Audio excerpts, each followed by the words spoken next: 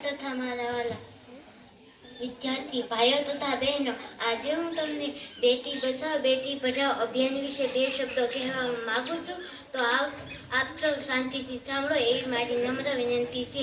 બેટા બેટી એક સમાની આપણો મંત્ર હોવો જોઈએ. ચાલો દીકરીના જન્મનો ઉત્સવ મનાવીએ. આપણને આપણી દીકરીઓ માટે એટલો જ ગર્વ હોવો જોઈએ. હું તમને વિનંતી કરું છું કે તમારે ત્યાં દીકરીનો જન્મ થાય તે પ્રસંગની ઉજવણી માટે 5 છોડ રોપજો. પ્રધાનમંત્રી નરેન્દ્ર મોદીએ પોતે દસ્તખત લીધેલા ગામ જયાપુરના લોકોને સંબોધન કરતા આ શબ્દો રહ્યા હતા. 22મી જાન્યુઆરી 2015ના રોજ હરિયાણામાં પાણીપત ખાતે પ્રધાનમંત્રીએ બેટી બચાવો બેટી પઢાઓ BBBP અભિયાનની શરૂઆત કરી હતી. BBBP હેઠળ બાળજાત દર CSમાં ઘટાડા તેમજ સમગ્ર જીવનચક્ર દરમિયાન મહિલા સશક્તિકરણ સંબંધિત મુદ્દા પર ધ્યાન આપવામાં આવે છે.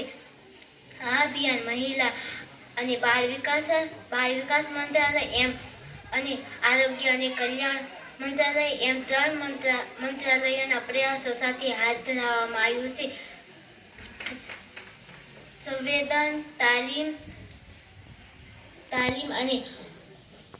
અને વાસ્તવિક સામુદાયિક ગતિશીલતા દ્વારા જનમાનસ પરિવર્તન પર મજબૂત ભાર અપાયો છે.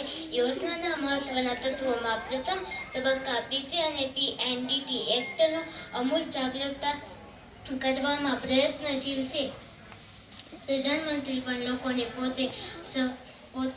પોતાના દીકરીઓ માટે તસવીરો મોકલતા બેટી બચાવો બેટી પઢાઓ અભિયાન શરૂ થયું ત્યારથી લગભગ તમામ રાજ્યોમાં બહુક્ષેત્રીય જિલ્લા કાર્યલક્ષી યોજનાઓમાં મહત્વપૂર્ણ પરિવર્તન આવ્યા.